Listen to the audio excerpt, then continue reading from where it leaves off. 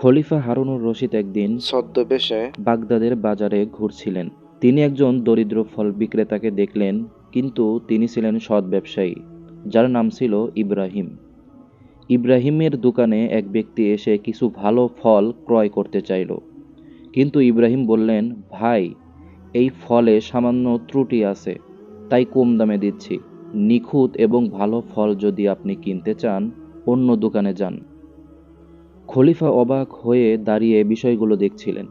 অতঃপর তিনি ইব্রাহিমকে জিজ্ঞেস করলেন, আপনি তো এই ভেজাল ফলগুলো বেশি দামে বিক্রি করতে পারতেন, কিন্তু আপনি কেন সত্য বললেন? তখন ফল বিক্রেতা ইব্রাহিম হাসলেন। তিনি বললেন, পবিত্র কুরআনে আল্লাহ বলেছেন, মাপ ও ওজন পূর্ণ করো এবং মানুষকে তাদের প্রাপ্য কম দিও না। সুতরাং আমি কাউকে ধোঁকা দিয়ে ব্যবসায় লাভ করতে চাই না।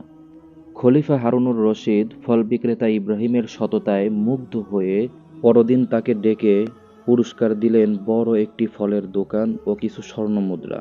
তিনি বললেন, সত্যি তোমার মতো সৎ ব্যবসায়ীরাই এই সমাজের মূল ভিত্তি।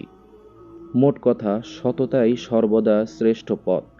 আল্লাহ সৎ লোকদের ভালোবাসেন এবং তাদের জন্য অকল্পনীয় রিজিকের দরজা খুলে দেন, এবং এটাই চিরসত্য কথা।